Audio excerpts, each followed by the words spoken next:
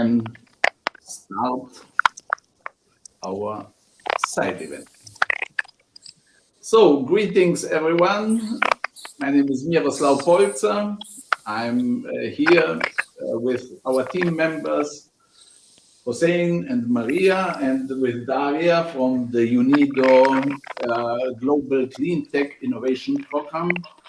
And we are here for the side event, DigitalArt4Climate and Blockchain4Climate COP28 edition. We're going to talk about edutainment, data and digital innovation for citizens and youth climate action empowerment. And we have here the following co-organizers of today's event. It is IAAI GloCha. It's a civil society organization and a social enterprise based in Klagenfurt. And it's UN Habitat, Climate Change Coalition, Conscious Crypto Creators Program of Arts Help, the Ministry of Economy, Tourism and Sport of the Republic of Slovenia, and the Earth Day Japan Network.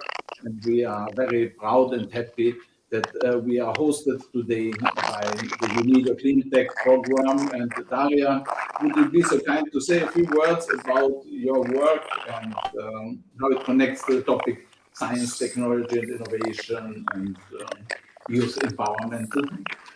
Miroslav, thank you very much. And on behalf of the Global Clean Tech Innovation Program of UNIDO, I'd like to welcome the GloCha team here in Vienna in DIC. We are really happy to have you today with us and to host this event and to be the facilitators.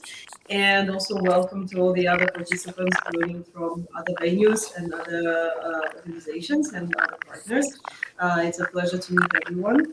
So the collaboration between Global Clean Tech Innovation Program and GloCha started a year ago in Sharm el-Sheikh in Egypt on the margins of COP27 within the Climate Conference initiative that was organized by the government of Egypt. And together with GloCha, we co-organized a side event for the Climate Conference finalists, because both GloCha and GCIP, the Global Clean Tech Innovation Program, work towards the same goal, which is development, sustainable development, and climate action through innovation and entrepreneurship support. So we believe that both programs are working towards the same goal, have the same similar ideals in mind. And we are really happy to continue this collaboration that started at COP27 today and moving forward towards COP28 in Emirates. We're really happy and glad to advance these discussions and see where it leads us and where we have synergies together and how we can contribute to the advancement of the dialogue. So welcome everyone, wishing everyone a productive discussion today and hoping that it will inspire further dialogue and further action. Thank you. Wonderful, Daria. It's really very good that we have your organization, your program in Austria. It's really high potential and needed for this deep socio-economic transformation that we need towards low-carbon societies and economies. And now to some information about our side event. So we have following aims. On the one hand, we want to raise awareness about this cultural shift towards all of society engagement in climate action. We believe that these big goals that we have for global climate action, Paris Agreement, climate neutrality by 2050, that this will only be possible if it is if we have everyone everywhere empowered to take action. And my organization believes that the forthcoming this year's climate conference in Dubai can be a very important milestone in this journey of humanity towards a more bold climate action. And we want to build the vision that at the COP in Dubai in December, that there will be this inspiration and empowerment of all of society with culture, with music, with the right digital tools and the right corrections in our economic system. And we will present today the solutions like the edutainment approach of combining this needed action with joy and fulfillment and personal development, digital skills development. And then also the second topic in terms of solutions is the data and digital innovation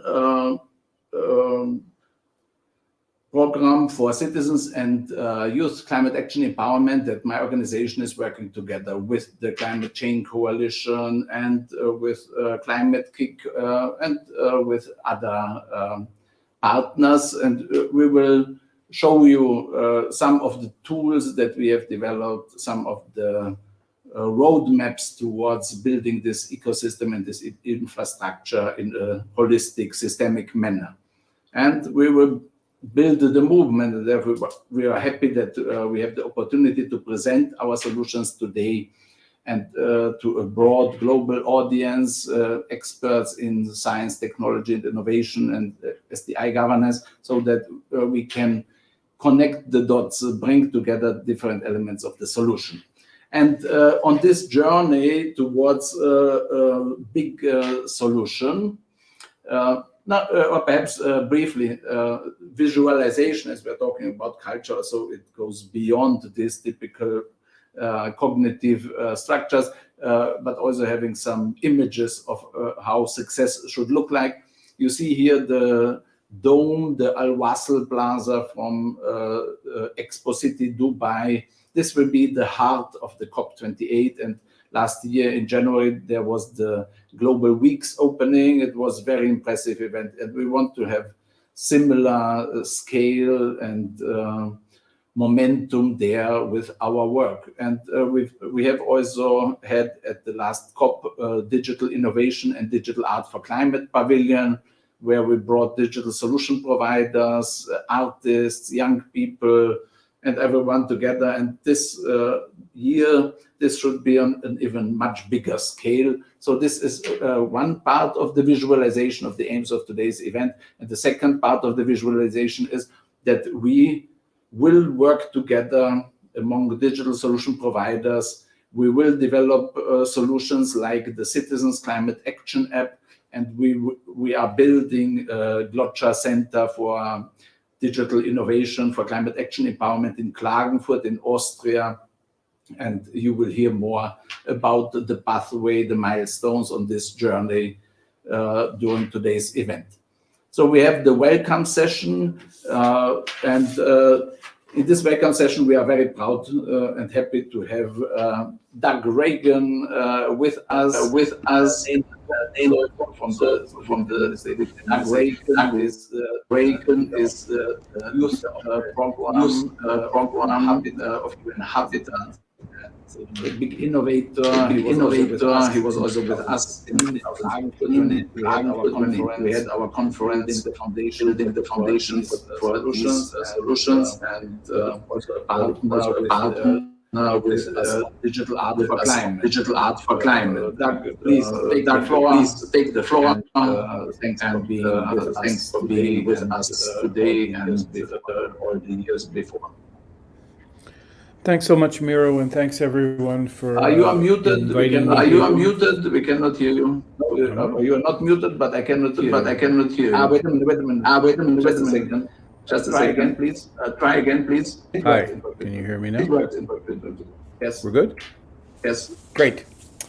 Thanks, everyone. Thanks you, Miro. Again, really excited to be back discussing the digital art for climate, how we can move forward. I think it's, as Miro has referenced, we've been involved in this for quite a long time, way back into Klagenfurt when I was there, I can't even remember the year, pre-pandemic, when we started this journey, and now we're moving forward and have gone through 2 COPs and General Assembly, and but most importantly, engaging young people then that's kind of where we come in as UN Habitat. UN Habitat is a UN agency in charge of urban sustainability for the UN system. So our major focus is SDG 11. But within that, my role and the role of the unit, the Human Rights and Social Inclusion unit that I'm involved in, is to assure that no one and no space is left behind. And so that's where we slot into the digital art program and initiative.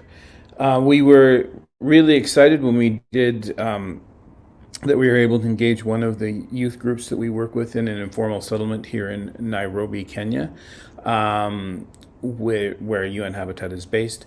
We were able to have some young people come forward, put forward a mural on climate change that they did as a kind of an info mural, if you want to call it that, in Mathare, and in the informal settlement in Nairobi. And this then went on to win a special award with Digital Art for Climate Change. So we're excited about that. We've also been able to bring in other new partners to the table, specifically United Nations Environment Program, World Environmental Situation Room. This is a new program coming online any day now. That's a partnership with Spain, Turkey, and as well IAAI and GloCha in looking at how we can further engage young people as climate leaders and what we're calling climate change makers, and how we can profile and use data to engage people globally. I mean, as we see now in the world, the data with AI, with ChatGPT and such is moving so quickly that we really need to keep ahead of the curve. We really need to assure that we use data for good, and not allow it to drift over into other areas. And so this is exciting and a quite scary time.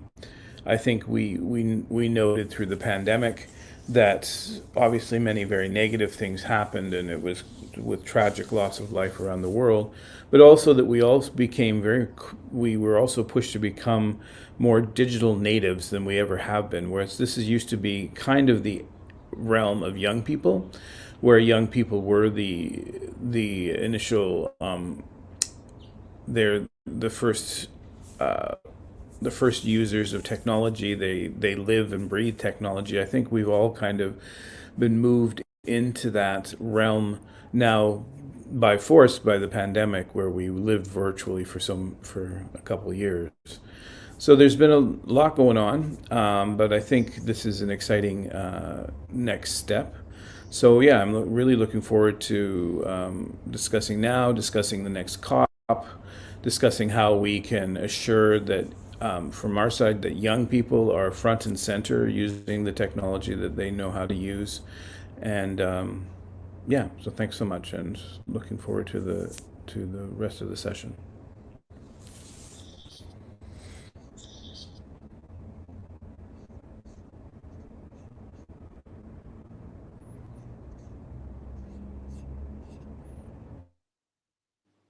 So now I'm unmuted. I hope you can hear me.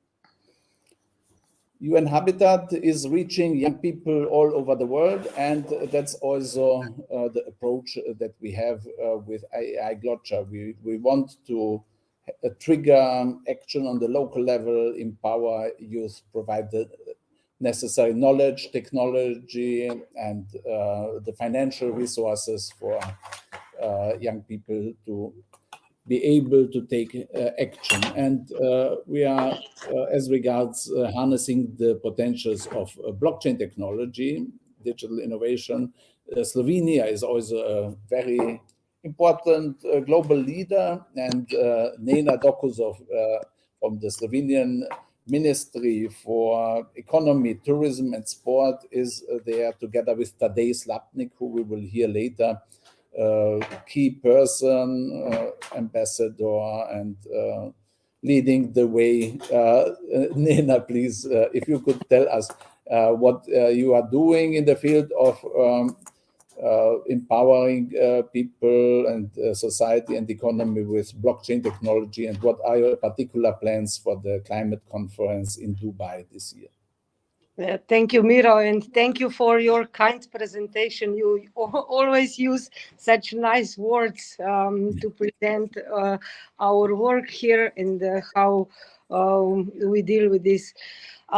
Probably I will start with some few years ago. We actually started to promote blockchain for SDGs and the blockchain for climate change at the very beginning when we started to deal with blockchain. I have to say that as I'm also UNC head of delegation for Slovenia, we started with the pilot project which was focused in UNC fact chain. But even before, we prepared a kind of white paper, which was blockchain for SDGs. And for each SDG, we found a kind of use case and how the application of blockchain can reach the specific sustainable goal. During the development of the infrastructure, we were developing on European level EBSI, so European Blockchain Services Infrastructure, but also today we'll probably explain more about this later. As there were a case of high energy consumption of blockchain protocols, we were happy to launch also our national SI chain, which was very energy efficient, very fast, and we were proud to explain what type of protocol do we have, which is not, which doesn't have that impact on the environment. In the same track, how we were developing the European blockchain partnership use cases, we were also developing one very important use case, which was called notarization or traceability. And this use case now we are going to upgrade, and it will be focused in two things actually. It is built on two pillars. One pillar is traceability of the data and documents. We heard earlier that use the data for good, but use the data for efficient and environmental friendly application. We also follow this principle. On the other hand, it is even more environmentally or climate protection oriented is the other pillar that is focused into the traceability of materials. We are talking, we know that on the European level now we have a digital product passport, but we are talking here about the digital passport for products and materials. And this will also contribute to the climate goals and the climate protection. So we had a lot of events and a lot of mapped use cases that contribute to climate change in a positive way, to show how blockchain technology and how the advanced digital technologies also converged or combined by themselves can have a positive environmental impact, but also how we can measure this impact through that technology. We know that the European Union developed around 130 standards for environmental, social, and governance sustainability. So with the use of blockchain technology and also AI and other advanced technologies, we can track those all those indicators. We can measure and we can verify their values so that we can adopt the right policy approaches. So for Expo, I have to say that during Expo in Dubai, we had two conferences, blockchain for SDGs and blockchain and AI for the sustainability purposes, and both conferences were very successful, and we decided to upgrade this approach with continuation of the activities within regional hub for advanced digital technologies also in Dubai. As we know that this year we are preparing our presence on GITEX or GITEX Impact. GITEX Impact is a climate and environmentally oriented or purpose technological fair that is being held in I think from 16th to 20th of October. And during this GITEX Impact, we will also show our use cases. We will showcase how we achieve the sustainability goals through and with the support of the technologies. What is also important here, and Miro, you know it very well, we are preparing a kind of memorandum of understanding where we have an intention to conclude this with the UAE Ministry of International Cooperation. And here also GloCha and Dubai World Trade Center and some other organizations will act as associated partners so that we can show how from the governmental level we are supporting the achievement of SDGs, and also how the supporting organizations can contribute to that achievement. For COP28, I need to say, and probably Tadej will explain it later also, that we had last year first ever COP in the metaverse. It was called MetaCOP.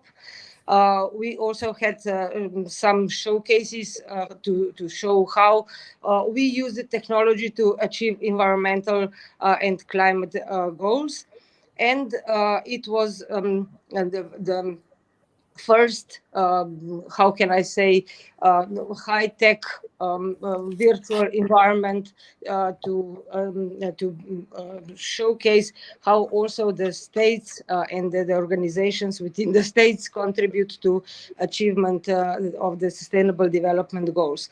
So for COP28, we also are planning that digital twin or metaverse edition of COP28, and we are going to organize also in our pavilion, our spot at the Expo. We are planning to have 2 days conference where we will cover actually at least 4 pillars, and one is sustainable mobility. The other is energy efficiency. Here we will focus on also carbon trading and how blockchain can support carbon trading systems, and what derivations of that carbon trading can be derived from blockchain technology. Then the third is circular economy. And also what I already said the last time, we have during the Spanish presidency of EU,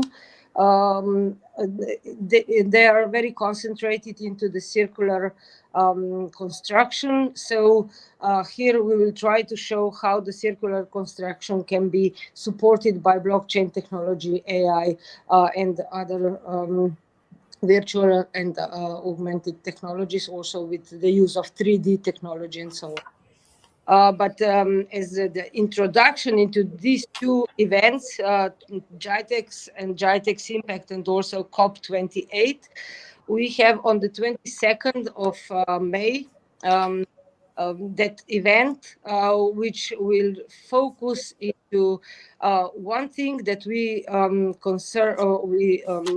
think it's very important, and without this we cannot achieve the right approach to achieve the goals. It will be focused into EdTech and edutainment. You will probably, Miro, explain it later. Miro has, GloCha has 1 hour and a half slot in which different views, different aspects from this will be presented. This will be on the 22nd of May, also in Dubai, in Slovenian Pavilion at Sustainability Spot. But I have to say one more thing, that together with UNIDO, we are planning to co-organize at least one event on the COP28, because UNIDO is industrial organization. And we are cooperating at the moment with UNIDO to transfer knowledge and to open the node of Slovenian SI chain in Tanzania. So this will even more strengthen the approach towards the sustainable development goals. Miro, I hope I said everything. Maybe no, it was wonderful. It's really amazing how much you are doing and how things come together into a big picture. And very much looking forward to join you at the event in Dubai on the 22nd of May. Thank so you. that we will forge the partnerships in Dubai and helping the UAE government to succeed, to really make this very successful COP. As our partners at Dubai World Trade Center, GITEX Impact, said, this has to be a COP, a story that people will talk about worldwide. And for this, we need edutainment and this kind of emotion triggering elements and digital innovation, new approaches. Yeah, and you are doing great stuff. And also Climate Kick is doing wonderful stuff.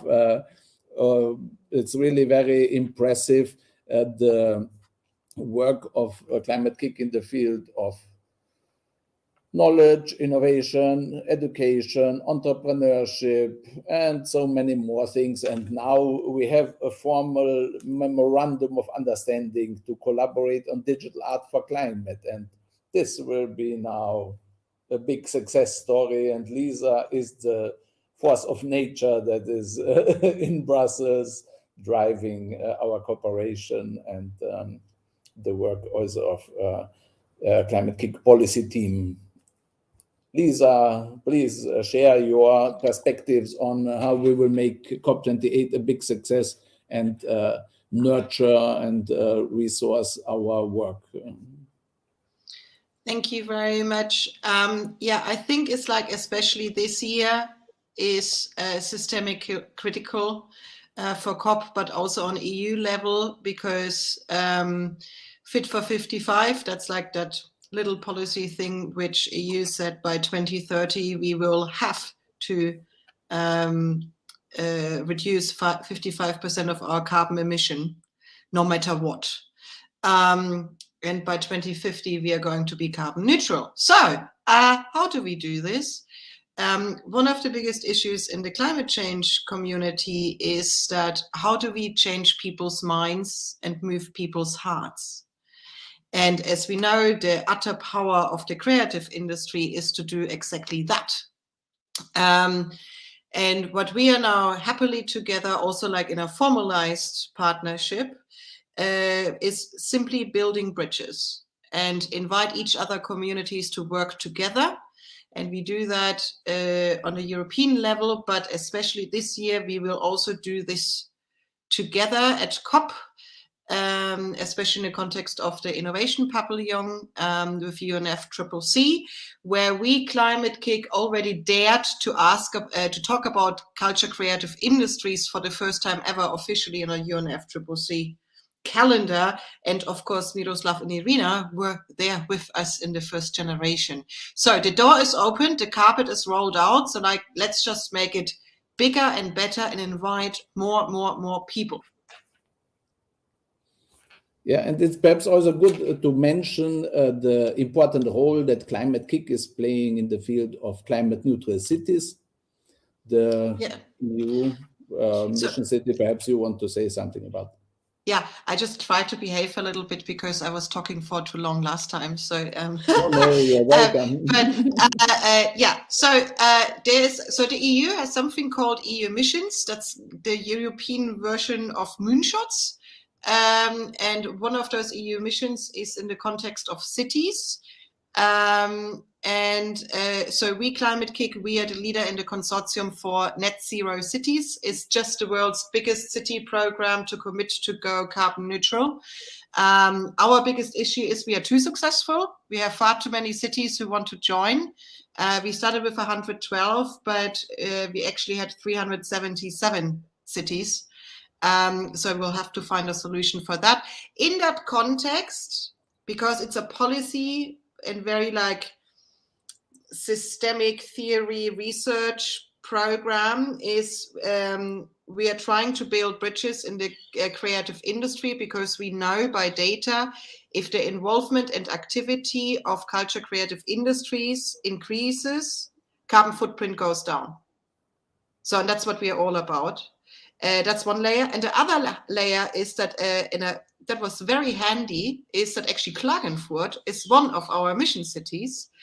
So also like, you know, change in policy it's mechanical and emotional at the same time. And I'm very happy that we actually bring all of those sides together.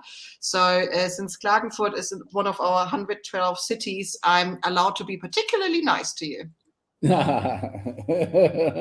That's very good. The universe loves us. Now we just have to do all of the work. This is not gonna be easy. Yeah, that's but true, hey, yeah. If there's one thing what the creatives can deal with is pain and suffering. So art has been created in that. So voila, let's do this. Thank you very much for having me. Thanks for having been with us. And it's only the beginning of our journey. We will collaborate a lot. And you will come to our GloCha Co-Creation Festival workshop series their first days of June. We are extend the invitation in more detail early next week. An exchange, you are joining our workshop in Bonn on the 15th of June. Where we are also going to use this under disguise. No, it's official, but like, so we will use it to explain why arts and culture, and then also use arts and culture to consolidate on cities and philanthropy. Yes. So it's so important. We have too many platforms, too many islands. We simply don't have the time. We have to work together. And now, as some cities are even so desperate that they would even be prepared to work with artists. Sorry, like if you work in Brussels, you become a little bit cynical, but like, you know, whatever it takes.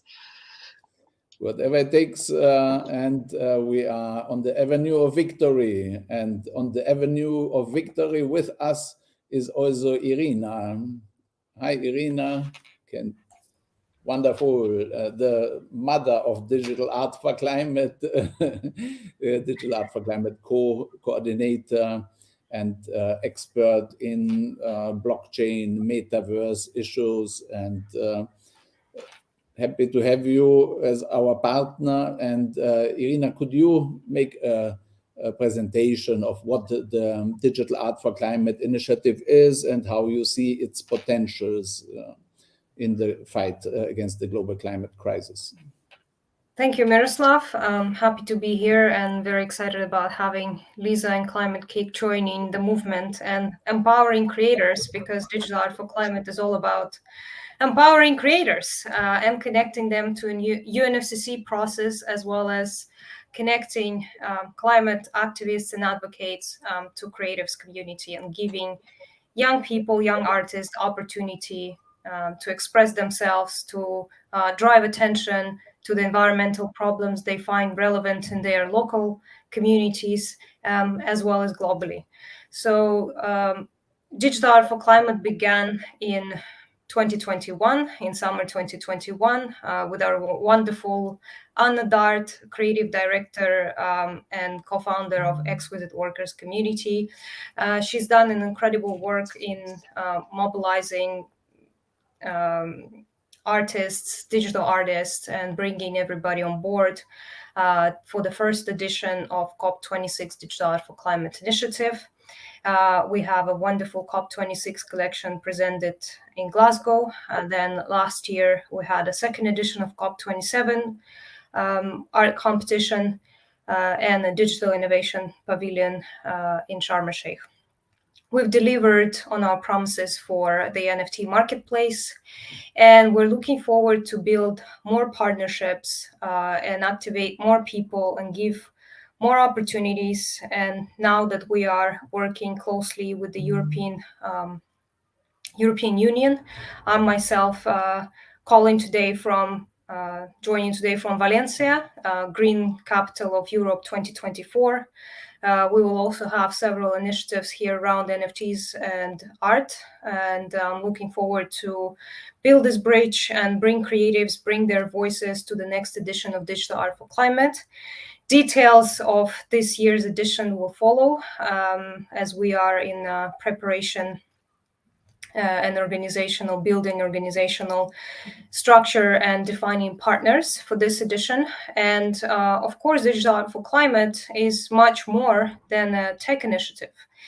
It is a community, it is a movement, and we want to make events like COP much more inclusive. We know that access to the physical venue is limited, but the problem is global, and technology is here to help solve this problem. And one of them is inclusion, especially of young people who are actively building and contributing to the present of environment around us, of the creative, arts, music, fashion. Fashion is really, fashion community is becoming more active and vocal in sustainability dialogue, which is absolutely encouraging. And I'm looking forward to connecting with many more artists and many more creatives, which this year Miroslav will be presenting later the music edition and music award for this year. And I'm absolutely excited to work with all the partners from our past editions and build new partnerships for this year edition. Thank you, Miroslav.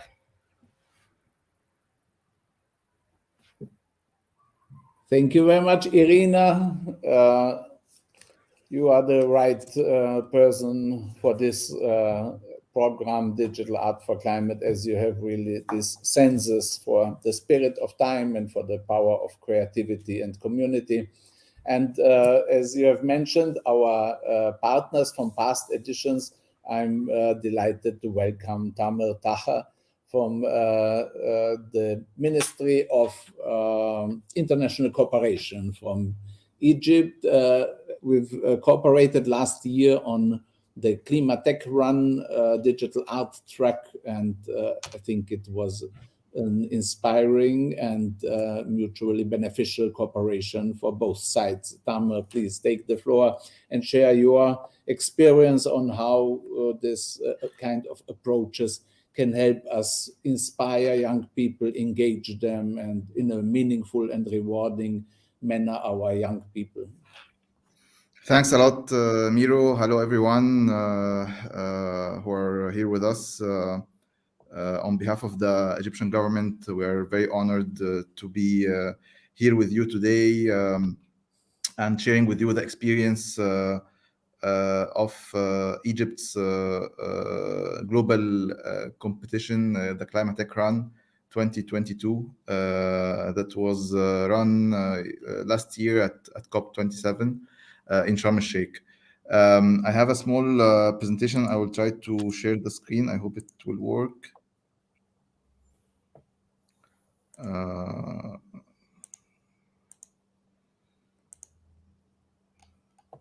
It should work. You just go on sharing. Yes, it's coming. Okay, great. So the climate program was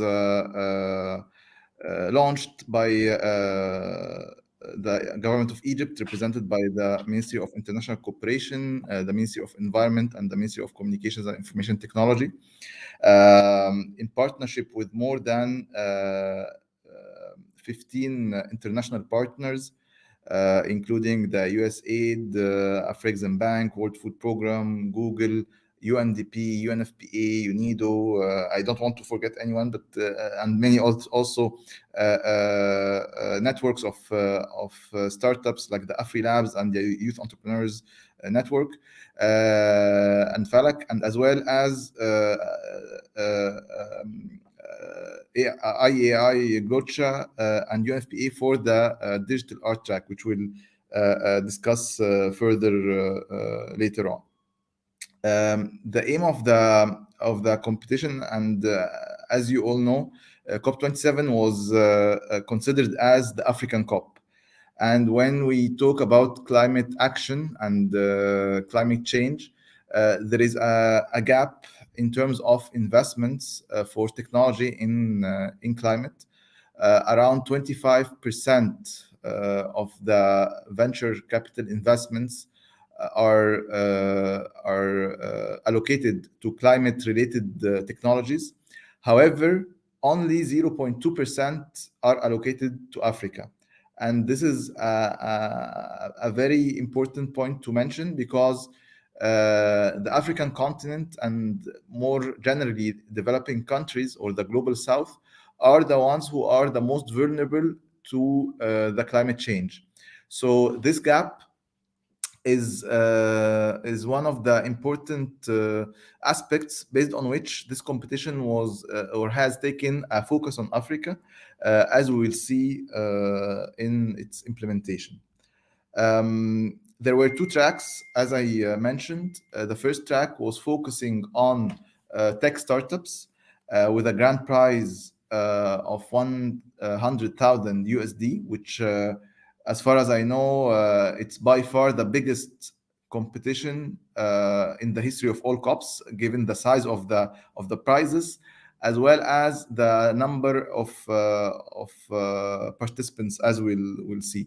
So the tracks was one on tech startup, and it included energy, food security, water management, Industry 4.0, smart urban development, climate resilience, and other sectors. So it was sector agnostic.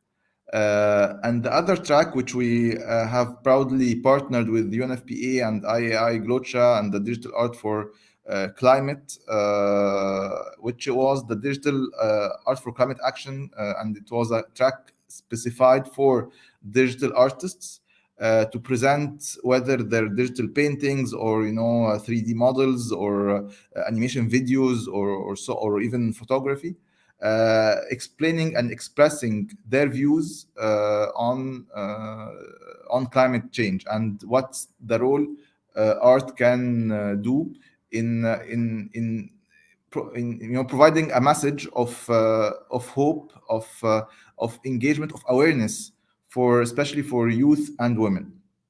The grand prize of this track was 5,000 USD, and there was a special prize for the best African digital artists of 2000 that was also offered by IAAI GloCha.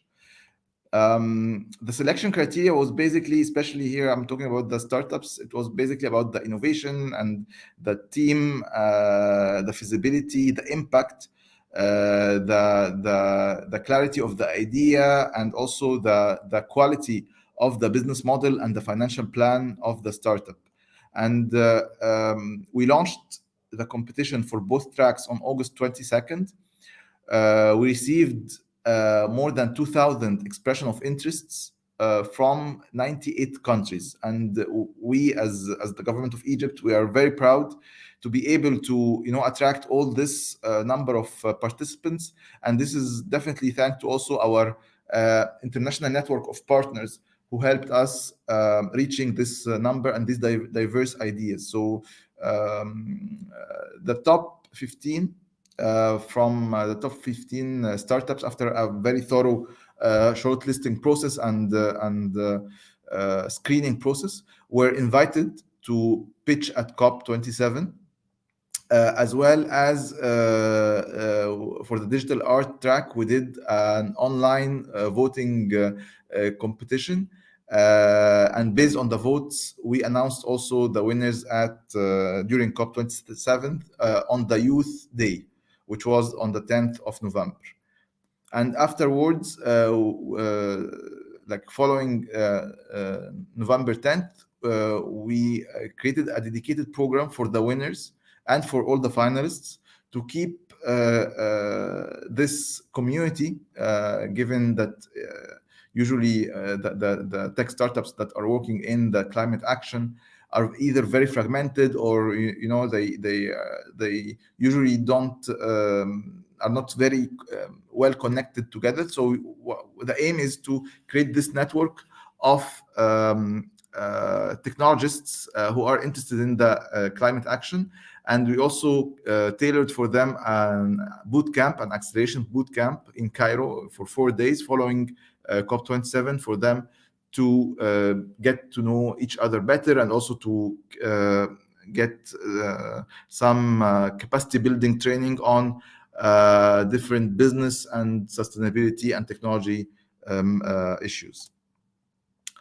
As I mentioned, we got 98 countries, and the total contribution of these startups, they contributed to reducing carbon dioxide emissions by around 400,000 tons, which also like a very important contribution. And also thanks to our partners at IAAI GloCha, we created a digital exhibition where we also showcased all the participants from the digital art track.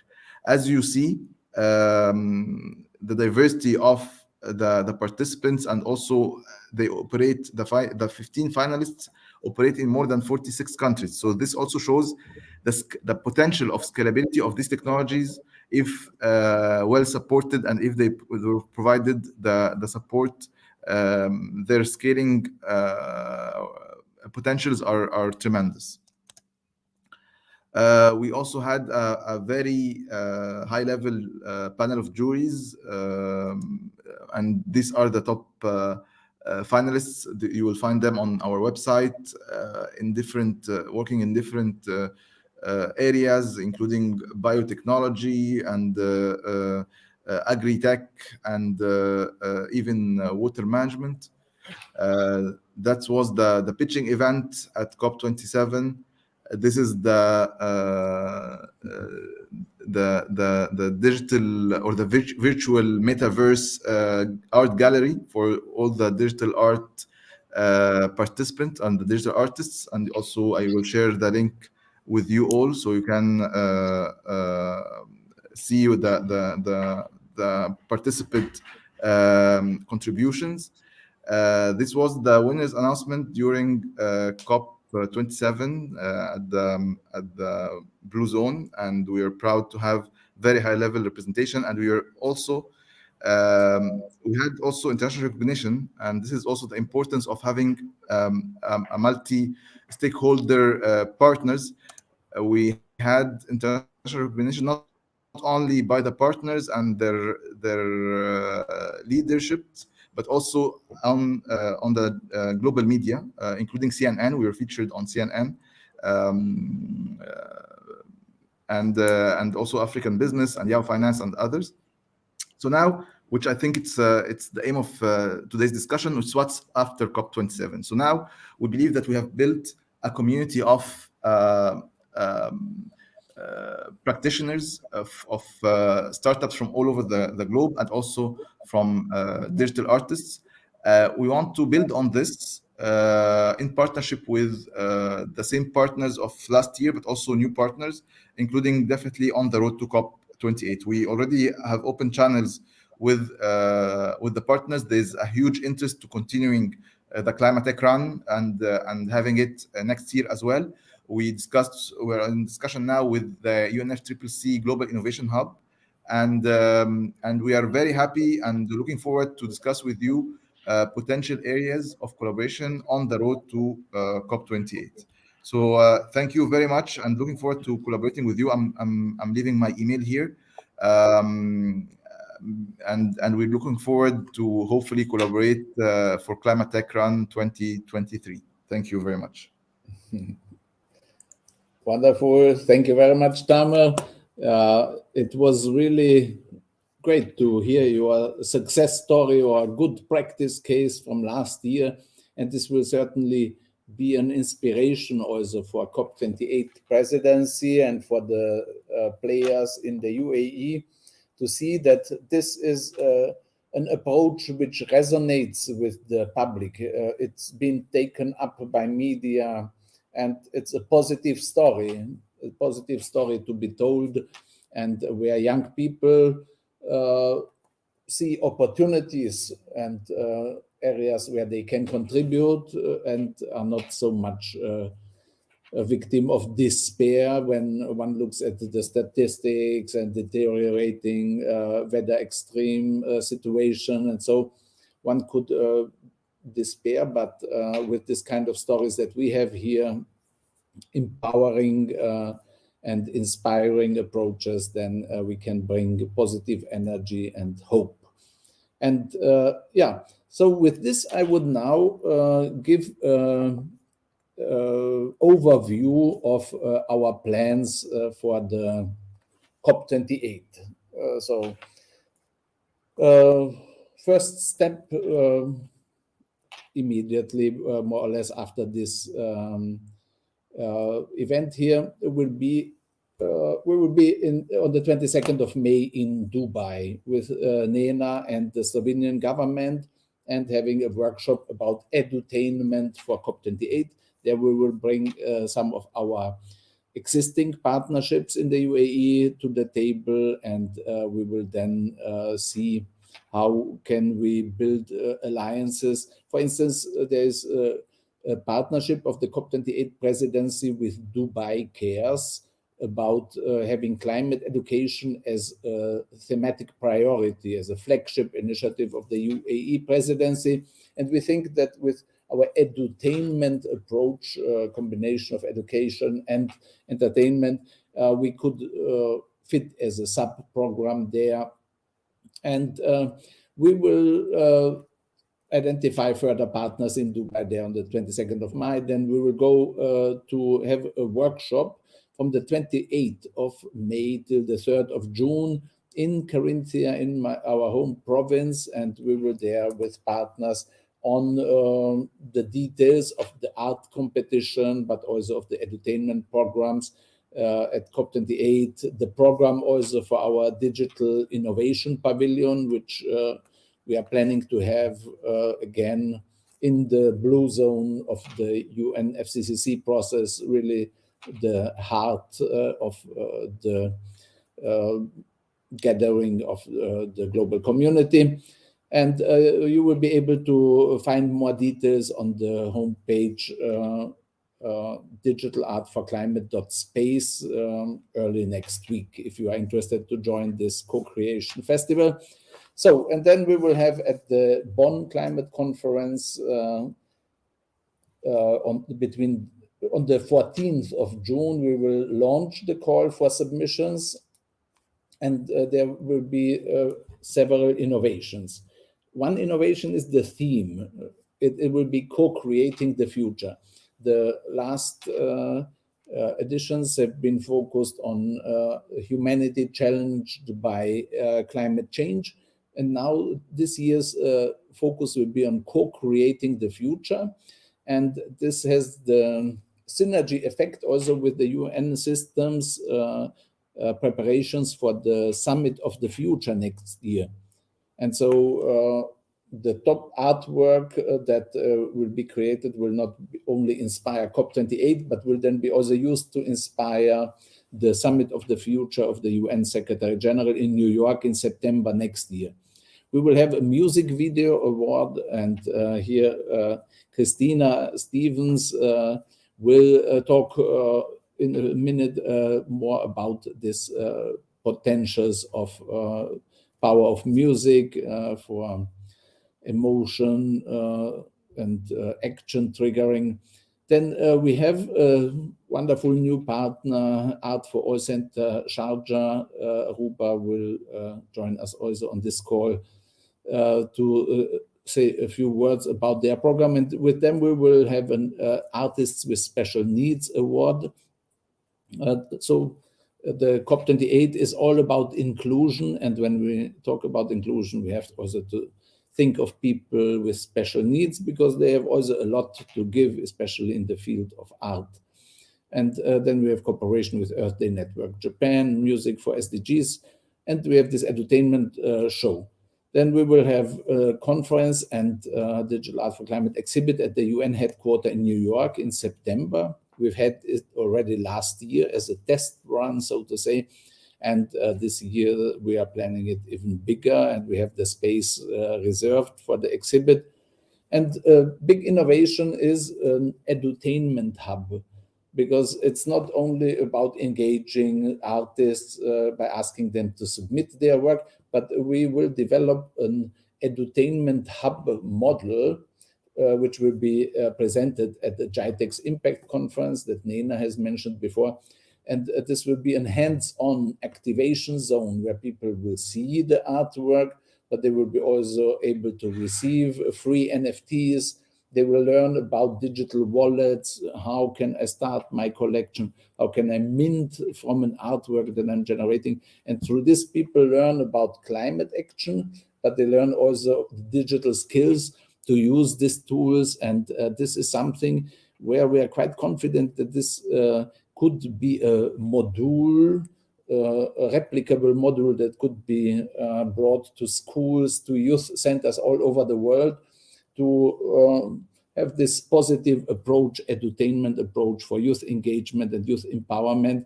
And this is this movement building that can have a big shout out at COP28.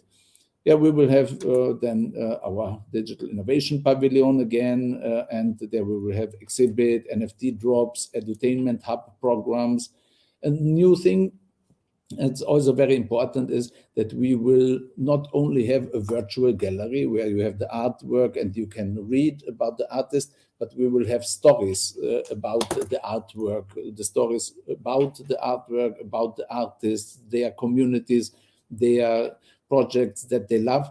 And this kind of content is very compelling. We believe that this could be really an entertainment platform, a climate action entertainment platform, which can then be connected with partners like, for instance, My Net Zero platform from Lifetiles. They are working on employees empowerment for climate action. And in all these efforts, when we want people to have take climate action, we have to give them something. And we, with this kind of stories, youth-focused, art-focused, we can give the people positive energy, social energy, inspiration, heart power.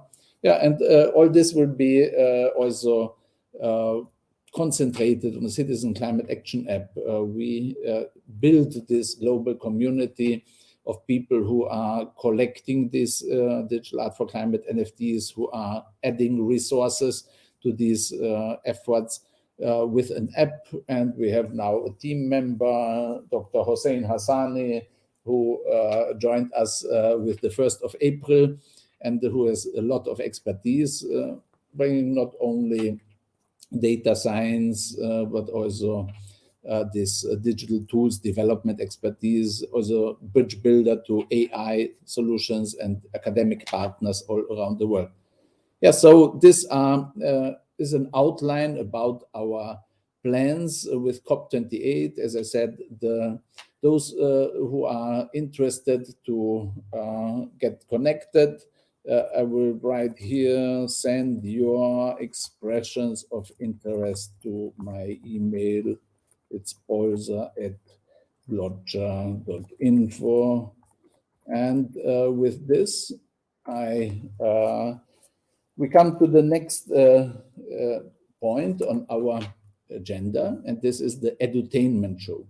And we have Christina Stevens with us, an author, media expert, active and concerned global citizen, and very many hats and passions that you are bringing to our work. Thank you. You have been with us also at our pavilion last year with a meditation session each morning, which was also widening our action space, our space of mindfulness and awareness. Thanks for this. And please tell us where you see the potentials for edutainment and an edutainment show at COP28. Well, good morning. And thank you, Miro. Good morning, everyone. I'm very impressed with this lineup that you have for COP28. This is all very, very exciting. When we're talking about inclusion, it's really time, especially since we're working in the arts, we're music, we're visuals, we're movies, we're celebrities, we're fashion. And all of this can be wrapped up into learning and discovering and finding out more about what is happening in the world and climate, and how each of us can take action, can turn our passion into action. So the inclusive part of this is we would love to open COP up to civil society. Civil society has not really been involved. It comes out in the news occasionally and a little bit of that, but not enough. I want to tell you a story about the last time we did an edutainment show. And that was actually, well, we started many years ago and we kind of built it small. And then the last time we were in San Francisco when actually our president here in the US decided that he did not want to actually be supportive of COP. And so all the mayors of the United States got together and in San Francisco had a climate summit. And a friend of ours is Al Gore, and Miro said, do you think Al would kind of host our edutainment show at Grace Cathedral, which is a magnificent venue in San Francisco, holds a lot of people, holds about 600. And so I approached Al and I said, Al, would you be our host, or would you like give us a keynote?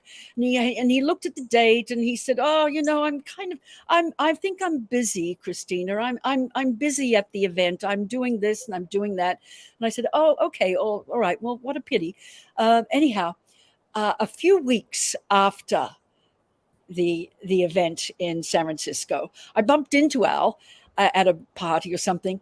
And I said, hey, tell me, how did you do in San Francisco? How were your meetings and your speeches and everything? He said, oh, we did pretty well. He said, how did you do? And I said, well, we got 15 minutes on ABC, which is one of the largest networks here.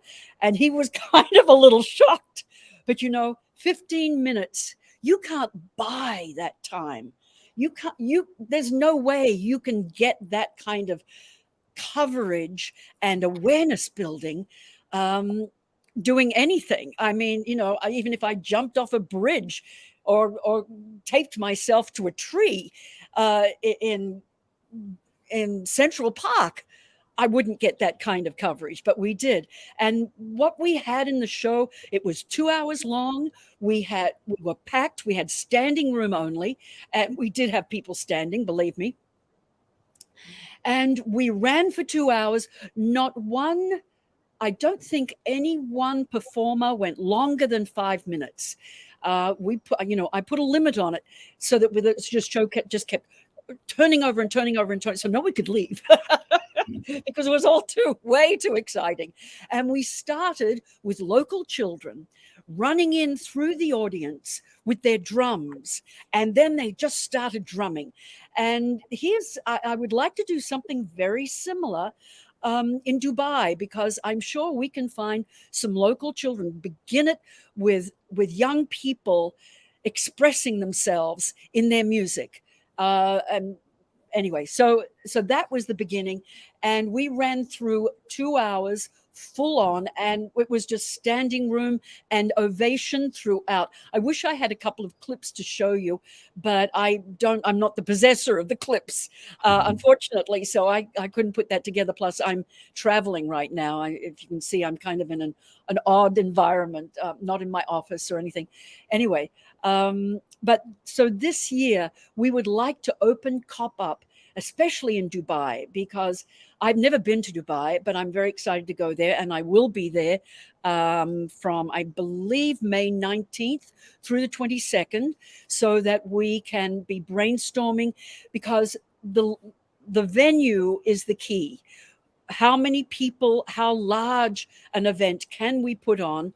That's going to be our key for our budget, for the celebrities that we are able to pull in, either live streaming or pre-recorded, or bringing them in person. So the venue is going to be the key to what this show is going to look like. We do it on a small scale, much better on a big scale, because we can inspire and empower and really bring passion into this COP that can go outside and reach out to as many people as we can get to see it. So we're very, very excited. I'm excited to be in Dubai, because that will give me all the avenues to look at, see what production we can do there, see how big can we go, because I like to do big. As Miro knows, I'm always saying it takes just as much work to do small as it does to do big. And the bigger we go, the better we're going to be able to speak. Excuse me. The better we're going. I'm going to have to. Sorry, I'm getting excited here. And when I get excited, I lose my voice. I talk too much, I think. Excuse me. Anyhow, are there any questions you want to ask me? Because as I said, I'm kind of in transit right now, and I grabbed a little corner that I kind of thought you could see some light on my face. But Miro, is there anything more you would like me to go over right now? I think for the time being, it's good. And Mac will also speak later from the Music for SDGs initiative, Earth Day Network Japan. And there might be some additional aspects to shed light on. But now I would like to ask Mo to join us on the screen from Arts Help. Having huge numbers of artists in your network, and also for me, one of the most inspiring accomplishments visually was to see the winners of our art competition on the billboards in Shibuya in Japan. I've been there, and I know that's massive what's happening there, and having our artists there, I thought, wow, that's nice. And you helped us to get there. And we are also collaborating on the Conscious Scripter Creators program, building capacity among artists that they know about the blockchain technology and its environmental footprint to make the right decisions. So please share your perspectives on edutainment for COP28 and the power of art. Thank you, Miroslav. I think it's so nice to see everybody here. I see some familiar faces and some of our partners, and some really exciting and just innovative projects in the works leading up to COP28. So my name is Mo Gonam, as Miroslav mentioned, and I'm the founder of Arts Help. Arts Help is it's the largest digital art publisher. So essentially we do two things. One is we do publishing for creatives, and we use various different mediums. Like Miroslav mentioned, billboards is actually one of our mediums. So we have distribution in just over 140 markets. So we're in the US, Canada, we are in the UK, different parts of Asia, and also in Africa and the Middle East as well. So we also have our editorial platform, which is online essentially, and we reach people through interviews that we publish on our website. We also have about 20 million followers across 200 social media channels. So we really look at our audience and look at ways that we can captivate them with content and also engage them in projects that are aligned with the Sustainable Development Goals. And those are, the 17 SDGs is really our framework for everything that we do. We also do our programming. So when we publish content, it's usually content that is related to our programming. And that's everything from events, art competitions, to various different education related initiatives that we launch. One of those projects that we launched about 2 years ago was called Conscious Crypto Creator. And I'll keep it very short because I know we're tight on time, but essentially Conscious Crypto Creator is a program that was designed to educate the creative economy about crypto and blockchain and participating in a sustainable way, because we believe that is crucial to first be educated, to understand the basics and the foundation of it, but then also to have the knowledge and make the right decisions when engaging in this space. So one of our partners, DigitalArt4Climate, was really looking at providing resources, and they received a grant from our $3.5 million commitment to Conscious Crypto Creator. This year is an exciting year for us, especially leading into COP28. First and foremost, we've evolved Conscious Crypto Creator into a 2.0 called Conscious Corporations. And we're really, the first edition of CCC was focused on the creative economy, but we also recognize and realize that the private sector really need to be engaged as well. So we created a program called Conscious Corporations, which we spoke about last year at COP27 in Egypt, and this year it's launching. So it'll be kind of great to be able to share some of the metrics and some of the organizations that have been involved with Conscious Corporations. But essentially, it provides the private sector with information about sustainability, Web3 in the Web3 space as well, and it helps them identify a clearer path to their corporate social responsibility policies. So it gives them an update, a refresh, and for those private sectors that maybe don't have a corporate social responsibility policy, it allows them to generate it in a really authentic and simplified way.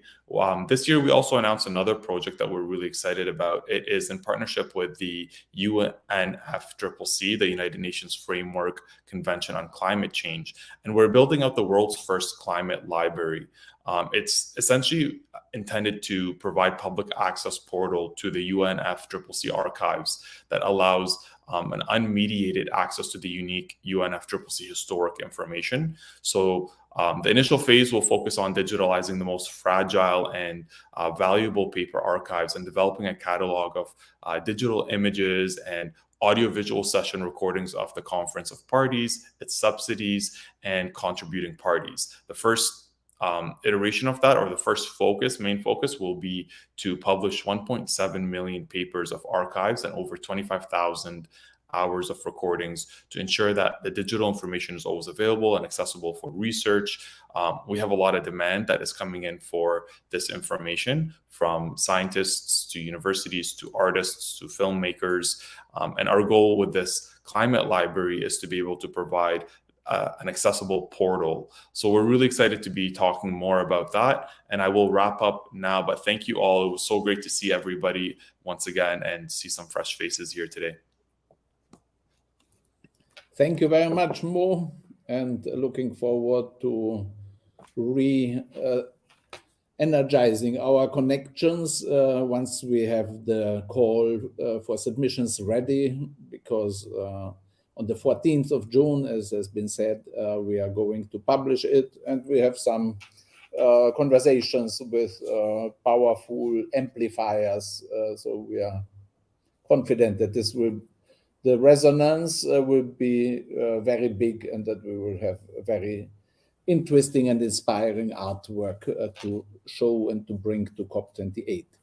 And talking about inspiring artwork, I will add now to the screen also two of our partners, Ruba Hussein from the Art for All Center, Sharjah, and Meg Okubo, Music for SDGs, DigitalArt4Climate Japan. Ruba, would you like to share first some information about your programs that you have? Sure. First, let me thank you so much, Miro, for the opportunity for the participation today with you guys. And I need to thank everyone. The great explanation about the climate change. Everyone has introduced their work in a very inspiring way, actually. And it's incredible experience, Miro, to be part, in your platform, to showcase our talented disabled artists. And we appreciate the support and encouragement given to us. And it's truly heartening to see a strong foundation being built here in the UAE, to collaborate together and bring about positive change in the community. I would also like to take an opportunity to express our interest in collaborating with you, Miro, and your organization for COP28 of this year. And we strongly believe that this collaboration will help in creating a great awareness and impact toward the artists with disabilities and their talent. So let me give you a brief intro about our center and who we are. We are Art for All Center Falaj, which is subordinated from Sharjah City for Humanitarian Services. We are actually the first center in the country and the Arab Gulf region to provide services to discover and train talented artists with disabilities and produce artistic works in the fields of theater, music, and fine arts. And the center has contributed since its opening in 2017 by the presence of His Highness, the ruler of Sharjah, in many of an international and national events in our fields. And with the help of Her Highness Sheikha Jamila Al Qasimi as well, she's our general manager. So yeah, it's simply the world of art that we're living in at the moment. And in this year, we actually decided, with all the changes, the technology changes that happened, we decided to change everything, all our paintings, everything related to art in our center to digital. So yeah, that's in brief. And thank you once more, Miro.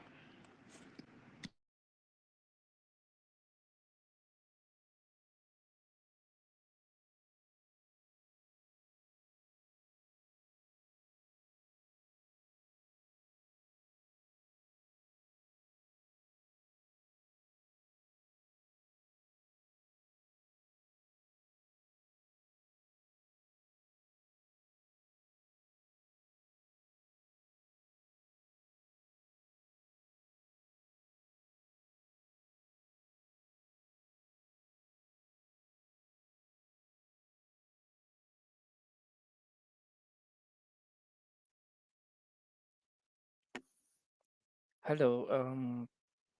Okay, so my name is Mako Kubos. I'm very honored to be here attending this important UN STI Forum side event on digital art for climate and blockchain for climate and COP28. And I'd like to share the screen. So just a moment, please.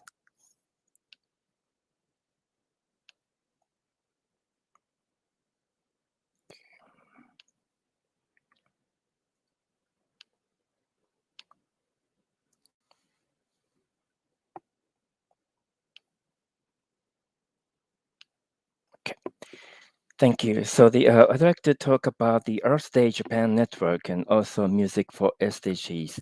So I was supposed to be together with Mari Asada, the Mari Sophia and board member of the Earth Day Japan network, but she couldn't make it in person today.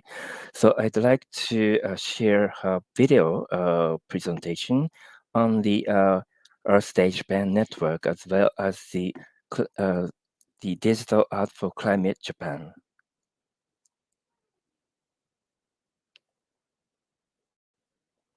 Earth Day started in 1970, April 22nd, a day to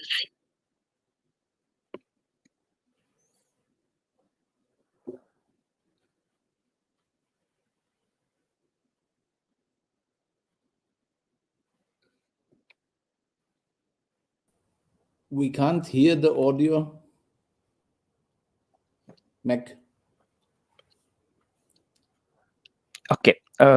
You don't hear the No sound. speech, right? Okay. How about this?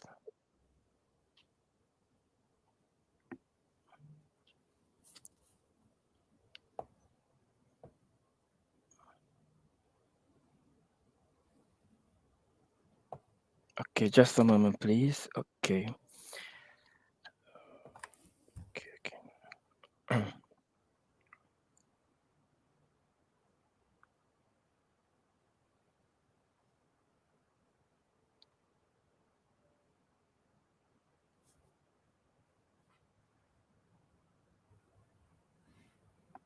Okay. Just a moment, please. Okay.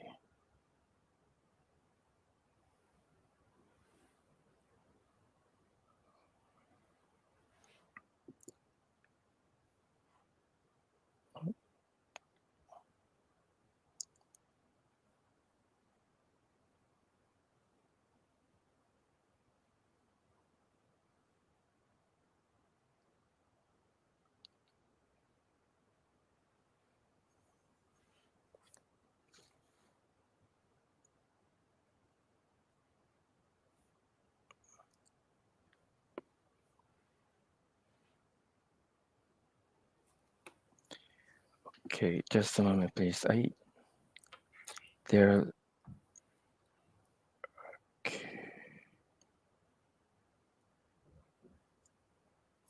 I try to fix this. Okay, then shall we wait or shall we try later again? Maybe okay. I will maybe talk about my presentation first, so that I can prepare for the video later. So okay, just a moment, please. Okay. So you see my screen, right? So I'd like to explain about the Earth Day Japan network. And you have altogether for both presentations 6 minutes, yeah? Okay, yeah. So the Earth Day Japan Network is a voluntary organization that connects Earth Day participants throughout Japan with the following main objective: to connecting Earth Day participants around the world and also in Japan, and also building a community of Earth Day organizations throughout Japan, and also supporting projects that anyone can participate in throughout Japan. So and then Earth Day actions is actually exist across Japan, and the idea of having the Earth Day Japan network is to collaborate and coordinate all of those efforts to be a one big efforts. And also, as the Japan network has a collaboration with many different public and private sector players, so this means that we can actually gather voices and gather powers to make the difference. And also I'm working as the director for music for SDGs. And I have been working with GloCha and IAAI since the establishment of the project, using the music and entertainment to promote the United Nations Sustainable Development Goals. And recently we had the Earth Day Music Festival together with the Earth Day Japan Network, and then in conjunction with International Earth Day. And then we invited more than 30 artists around the world, and we had 7 hours the online events, and then thinking about and talking about the sustainability. And also, these are the major activities around the globe that we have engaged. So we visited the Dubai together with Milo, and we talked about digital art, and also have the Humming for Peace back to UNEP 50th year anniversary. Also promoting the Japanese culture and tradition, also doing the edutainment, like education and conferences through the musical form.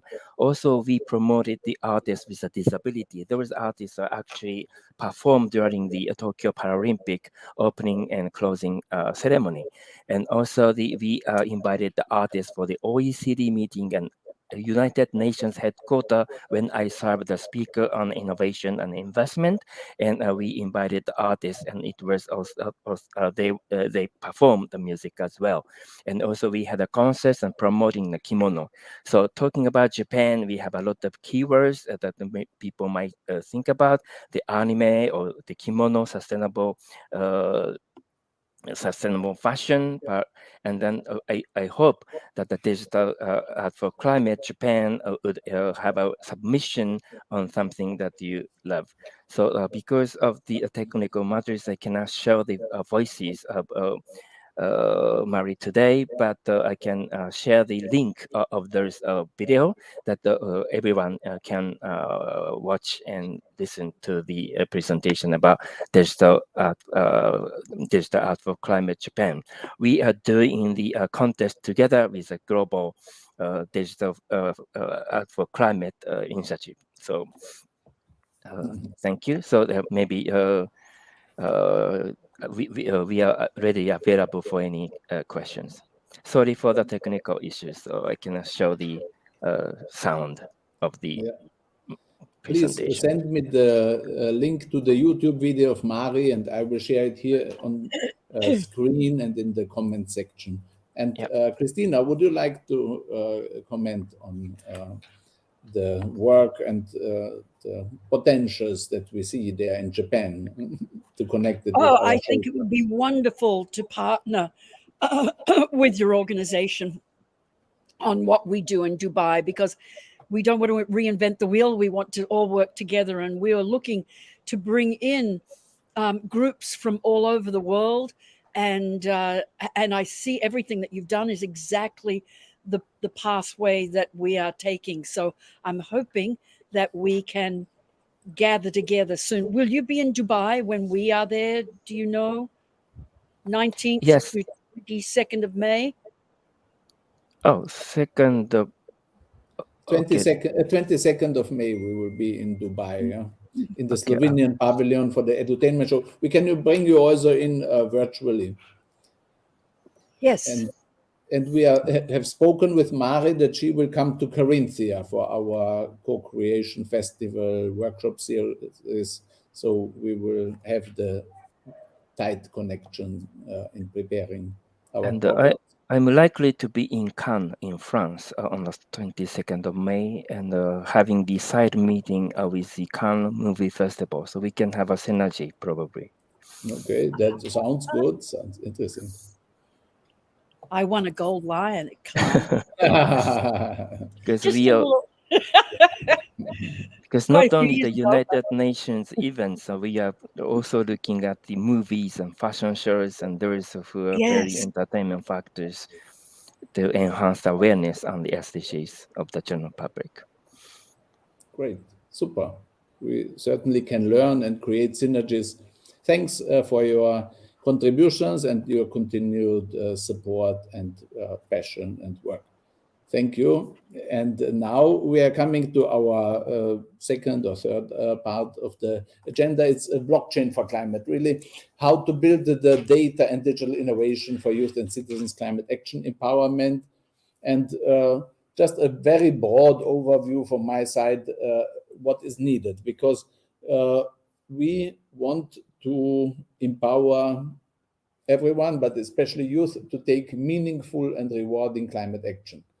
We are creating an opportunity for artists to submit their work to this process, but we want that they can also benefit from it, and that also this new creative economy opportunities that blockchain technology offers, that this can be translated into a resource mobilization mechanism that will nurture young people's work for the climate all over the world. And we see that this is not just developing an app or so. It's really a very complex ecosystem development, developing a technology stack, developing standards, methodologies, digital finance tool, data architecture, interoperability of wallets and everything. So there's really a lot of work. And we have there the cooperation with the Climate Change Coalition. I think I should show now this video of Tom Baumann. He is the founder and co-chair of the Climate Change Coalition, the world's leading network of blockchain experts for climate. He would have loved to be with us, but he has a health emergency in his family. And so we said we have a plan B, and this is to show a video that he has sent us for COP27. And it's a 3-minute video presenting how digital solution providers in the field of blockchain for climate are working together, building new types of collaboration. And I am happy to say that I'm also involved in the Climate Change Coalition as a strategic director. And now let's watch the video of Tom Baumann. Hello, everyone, and welcome to today's event. My name is Tom Baumann, and I chair the Climate Change Coalition. I would like to first congratulate and thank all of my coalition colleagues for their excellent efforts, both individually and collectively, in advancing transformative digital climate innovations. The coalition was founded 5 years ago with the support of the UN Climate Change Secretariat to be a big tent and open global multi-stakeholder network. We are celebrating our 5th anniversary at COP27. During those years, the coalition has grown from 12 founding organizations to over 360 organizations in 69 countries. The coalition was founded on the ethos of blockchain and emerging technologies as an open, distributed network where members self-organize into member-driven initiatives.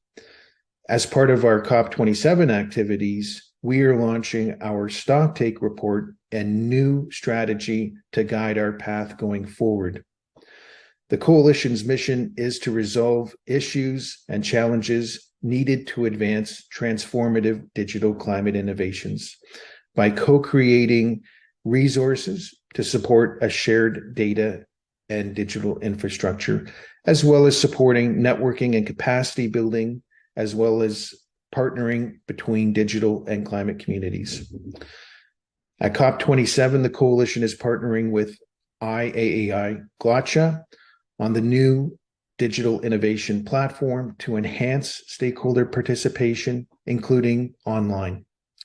As well, the coalition is launching a series of climate change labs focusing on key issues, including adaptation and resilience, digital finance, as well as citizen and youth empowerment. As well, the stocktake report analyzes our member database, which is being migrated into an online searchable member map so that stakeholders can access contact information, know the locations, organization descriptions, as well as better understand the types of organizations, the types of blockchain technologies that are being used, the level of development of those blockchain technologies, as well as knowing member priorities in terms of market geographies, types of applications, as well as different stakeholders. The stocktake report is a real testament to the goodwill and commitment of coalition members. We encourage you to check our new resources and to get in contact with coalition members to learn more about their innovations. Thank you, and sending my best wishes to everyone for a successful COP.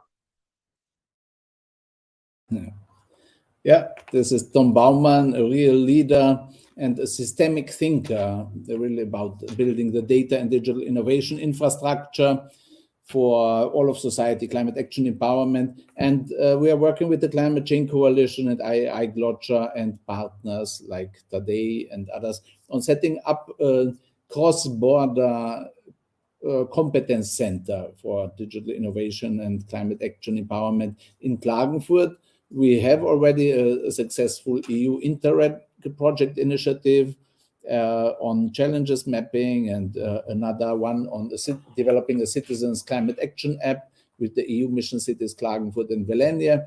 And the one who is helping us really to get here from the conceptual phrase to really high impact programs is Hossein Hassani, our Director of Data Science and Innovation Technology, one of the world's top 1% scientists, expert in AI and many more fields. And Hossein, please tell us your perspectives on how data and digital innovation can enhance or empower climate action. Well, thank you, Miro. Let me just say hello and good morning, good afternoon, good evening from Vienna. Around the world, wherever you are, I wish you all the best. And thank you for sharing your insight. I really enjoyed from the beginning of this event till now, and then thanks to participants as well. If I may share a couple of points with you, we talk about several aspects, Miro, from the beginning of this event. One of them is, the challenges that we have, but the priorities is very important. The priority always is important to which challenge we need to consider as well. Not also for the citizen, but also among the partner as well. Here we are talking about global challenge mapping, which is currently lacking. We do not have such say in a holistic way, the approach and app and also tools to tackle this issue. Why? Let me share with you a couple of points that we can consider. Priority is one of the things that the advantage of having these tools and mapping bring to us. Why this is important? Because we have a couple of, every time or every year, we have a couple of pressing challenge as well. So prioritize this challenge is quite important for us, not only for policymaker, but also for decision maker as well, including the society as well. And from morning till now, I'm glad to hear that many of the colleagues and partners mentioned about the collaborative approach as well. Such as these tools bring the collaborative approach for tackling the climate change and also the issue that we have as well, because the partner that we can building and bringing together the diverse stakeholders to share their perspective and knowledge together in order to have a better approach. And at the same time, we're looking at the holistic view as well. Why? Because having these tools enable us to have a better view from diverse aspect as well, because we are looking at the interconnection too as well. At the same time, data-driven approach is one of the most important approach as well. I can mention a couple of more points as well, like this, such as this approach and tools bring us accessibility, because we look at the different age, different group, and also the app that currently IAAI and GloCha is providing. I would like to mention that I'm pleased and glad to inform you that it's kind of user-friendly. Everybody can use it.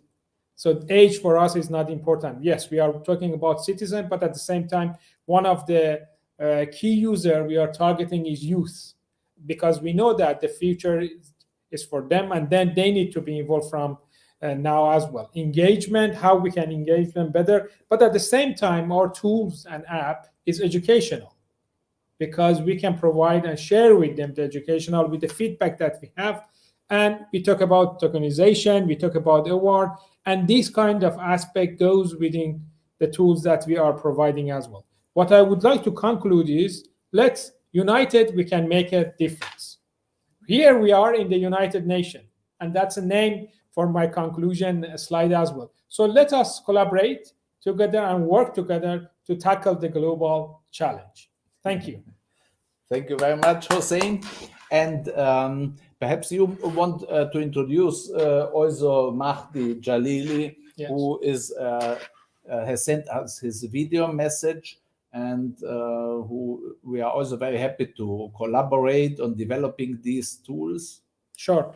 Well, as we discussed and we talked, we have started collaboration with many institutes and university, because IAAI or GloCha, we are at the same time research, academic, and tackling various issues as well. So collaboration for us is quite important. One of the key partners that we have that help us through the tech, and for this app is RMIT University in Australia. And you can see that we are in Europe, but we are collaborating with Japan, Australia, Africa, around the world as well. So we would like to share with you a 3-minute video that has been recorded by.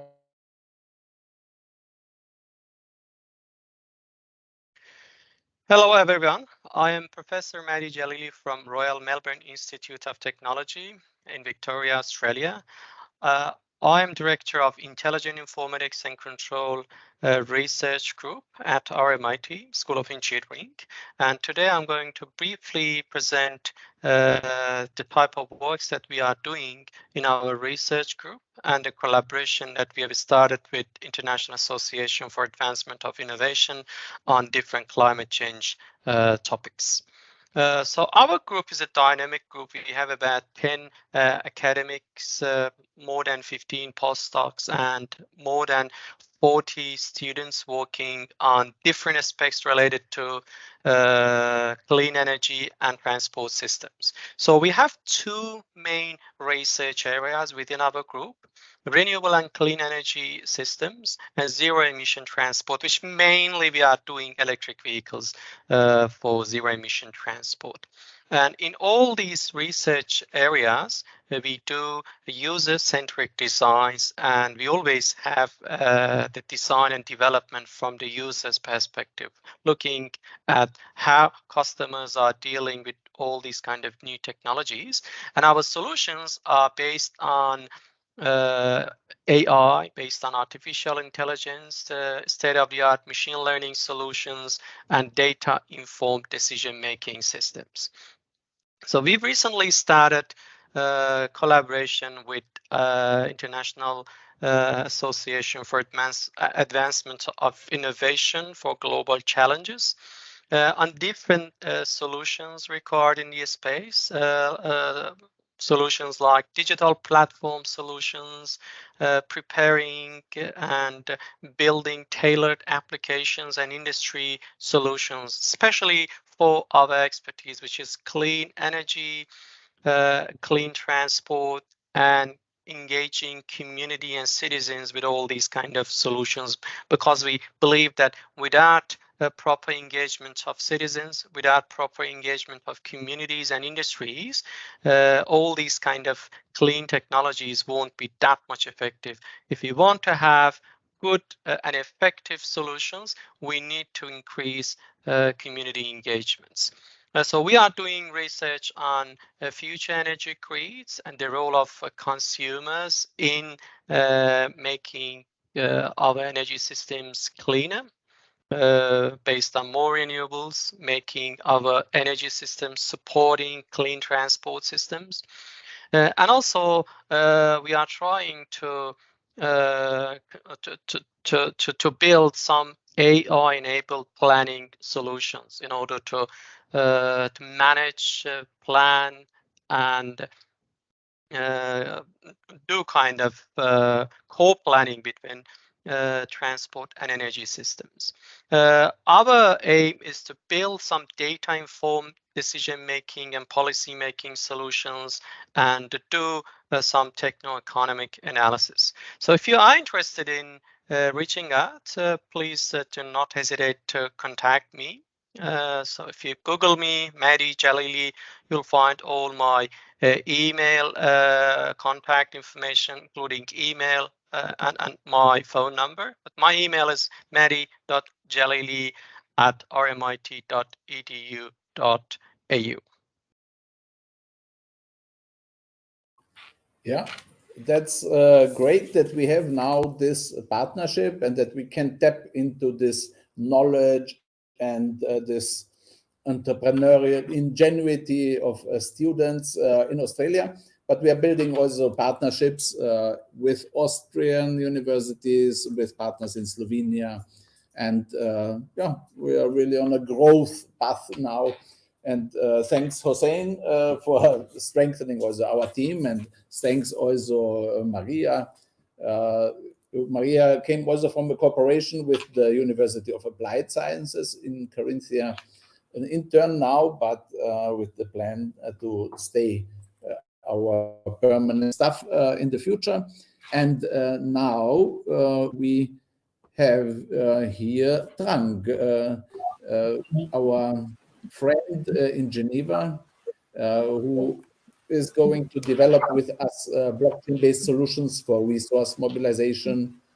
Just we don't have everything on track yet, but we said it's good to have general information about this topic. Hi, Trang. Hi, everyone. So my name is Trang Fernandez Leknecht. I'm a Swiss lawyer specialized in digital and tech and international tax. So it's a pleasure to join you here because it's a great project that reconcile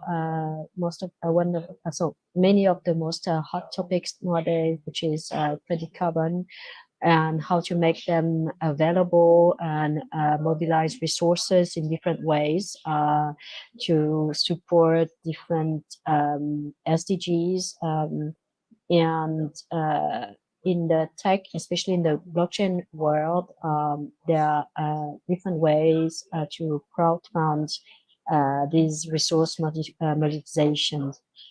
And of course, we have the tokenization aspect that can be easily transferred and fractionalized so that we can give access to more people than it used to be before. And also, of course, there are infrastructure that we can put in place so that we can integrate many voices across the world and give them access through, for example, like token in which we can add different features, different rights, and different income as well. And there's so many different ways to do so. I'm very happy and excited to start this project as well.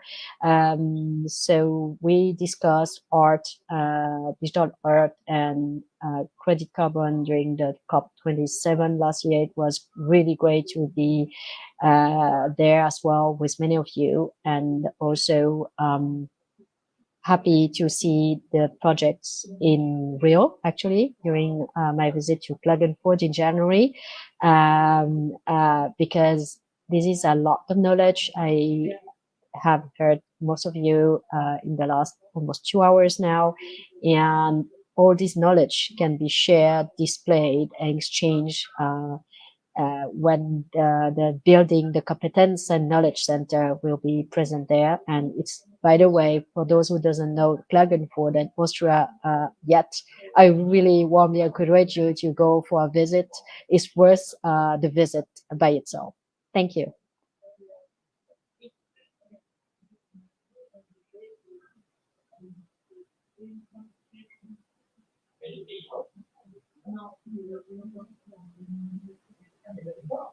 I'm muted. Can you hear me now? Okay. Yeah, so when you came in January to see us in Klagenfurt, this was really for me proof that you are the right person that is going to be with us on this journey. Because we think that with blockchain technology, we can create in practice co-ownership. I think we need more global commons. We need things that belong all of us, all of humanity, the intellectual resources, the organizational infrastructure that is needed for all of society empowerment. We should have a new thinking and co-ownership, fractional co-ownership, and blockchain technology makes this possible. And the vision is that the GloCha Center will be owned by all of global society and also managed in a way the resources of it as belonging to everyone and also for the sake of future generations. And your expertise helps us to be compliant with tax regulation and everything. So thank you very much for your great contribution. And by COP28, we will have a white paper where it will be clear for people what we are building, how we are building, where the engagement opportunities are, and how everything is in line with regulation. And yeah, so thanks for being with us. And now our metaverse friends, Jane and Tadej, we have been together in Dubai in March last year. And since then, you've been on such a growth path with World Metaverse Council. Happy to have you again with us today. Please, Jane, would you like to start first about blockchain Web3 for impact, the work that you are doing in Dubai, and then to the World Metaverse Council, and then today about the COP in the Metaverse project. Yes, and it's wonderful to hear all of these exciting developments and partners at the table, and thanks for having us. I'm actually in Dubai, and so I'm looking forward to supporting all of these efforts as we lead up to COP, and I'll be at the Slovenia event coming up shortly, and GITEX Impact, and we're very excited to make this one of the most important COPs ever, with lots of excitement and pizzazz in UAE, as you can imagine. But the World Metaverse Council is a global organization which is committed to building open, accessible, decentralized, sustainable metaverse, and sustainability is one of our most important verticals. And Miro, thank you very much for co-chairing the working group on sustainability. But I want to very quickly pass the floor to Tadej, who's going to talk to you about some of the work that our groups on sustainability and open metaverse have been doing preparing for COP. So very much looking forward to working with you all. If you come to Dubai, reach out to me, and very excited for the World Metaverse Council to be part of this grand collaboration. Thank you, Jane. Hello to everybody, also from my side. I don't know if I will be able to share. Yes, I'm sharing the screen. So, as it was already mentioned today, at COP27, with collaboration with Miroslav, Republic of Slovenia, and many other partners, we developed the first ever COP side event in Metaverse. It was initiative that allows more than 500 participants to be in person in Metaverse, to discuss, to present the ideas, companies, and also we had Ministry of Economic Development from Slovenia presenting their activities in Metaverse. For COP28, now World Metaverse Council working group for open metaverse development is preparing upgraded version of MetaCop, where we already collaborate with many companies that they are developing a common framework for interoperable metaverses, enabling various providers of their metaverse to connect and to enable participants to go from one to another metaverse. And here, because we spoke today a lot about the cities, progressive cities fighting climate change, we are aligning the MetaCop 28 also with the solutions, where we will call and give opportunity to the cities who are, of course, trying to do their best fighting climate change, to present their activities inside the metaverse, to collaborate, and of course, to be inclusive. We also believe that youngsters are our future, and with the metaverse solution, we are actually providing them opportunities that they are part of the COP conferences. So we are really looking forward to the collaboration with GloCha, with all the partners today present here. I see a lot of opportunities how we can have wonderful synergies with the work being done with various partners of GloCha. So we are aiming to present the pilot version of the MetaCop 28 in June, together with Miroslav at the conference in Bonn. But until then, if I'm ending with call to action, please, if you are interested to be part of our movement, join us. We believe that already in this year, in December, November, December, Meta COP28 will be hosted and having more than 20-30 countries, various organizations inside, but I hope more than 50 cities globally being presented in Meta COP. So Miroslav, thank you a lot. Thank you very much, Tadej. Congratulations to your leadership work. It's really important to make the UNFCCC process more inclusive, providing new entry points for global society. Yeah, there are so many people who have solutions and ideas and stories to show to the global community. And with your solution, this is possible. And we're also with DigitalArt4Climate, as I mentioned, the stories of the artists, the community building around the whole initiative. We can also have several programs and activities in the metaverse. Yes, thank you, Miroslav. Here I'm sharing the contact person, Daniel Ropanerier. For everybody who are interested, please contact Daniel and let's start to cooperate. Thank you. Bravo. Thank you. Lep pozdrav, Slovenia.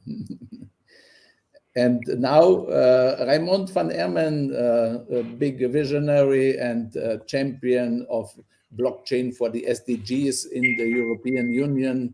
Please tell us about the BC 100 Plus initiative, which is a flagship initiative in the UN system as regards uptake of the great potentials of blockchain technology. Thank you, Miro. The blockchain for the UN Charter Values and the SDGs, BC 100 Plus, to which Miro and the Climate Change Coalition contributes as steering group member, is developed to accelerate the pace of sustainability transformation. BC 100 Plus is under the high patronage of the President of the United Nations General Assembly, His Excellency Mr. Csaba Kőrösi. And it should be recognized as, and we hope it will become, one of the game-changing initiatives, strengthening the shared responsibility for governance of our global common goods. We are extremely pleased to be able to rely on the wisdom and networks of our high-level advisory group members, which includes Mrs. Nenad Dokuzov, Simon Zadek, and Mr. Janusz Potocznik. And thanks to Mr. Potocznik, who is co-chair of the UNEP International Resource Panel, we have the link with UN science-driven initiatives as the scientific platforms related to climate as well as biodiversity.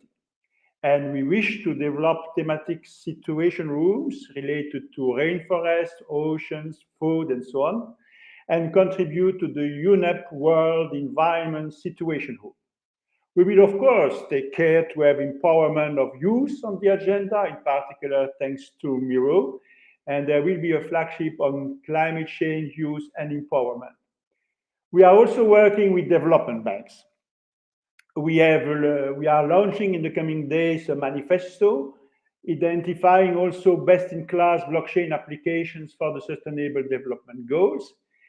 And with two of our partners, Positive Blockchain and Blockchain4Good, we have the first elements of a network of situation rooms to be connected with the UN. To be kept informed, please contact Miro or myself. We hope to be able to present our achievements at GTEx Impact. It will include indeed a manifesto, a group of best-in-class blockchain applications, a certain number of flagships, including, of course, on finance. Over to you, Mio. Thank you very much.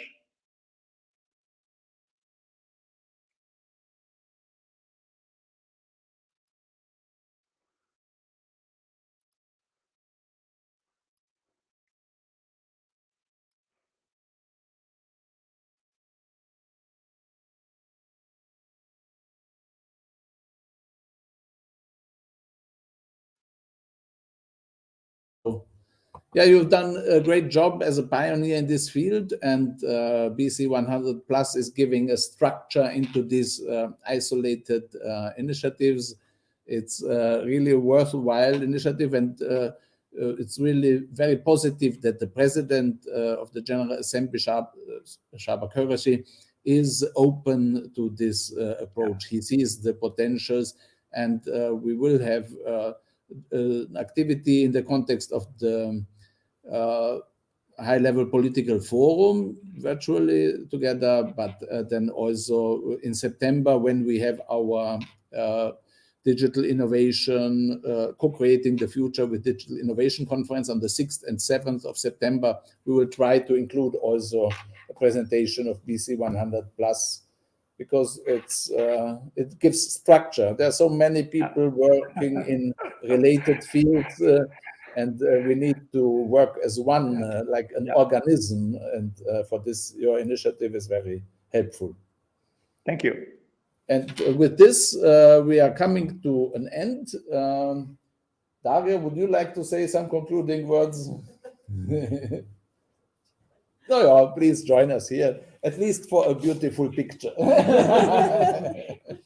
Yeah, and with this, we are saying goodbye from Vienna. And Maria, please, no, they didn't see you. You have to be in the picture as well. Better late than never. Yeah, sometimes it takes some time before we. Yeah, are we all in? No, I'm not in. So now we are all in, and let's full screen. Here we are.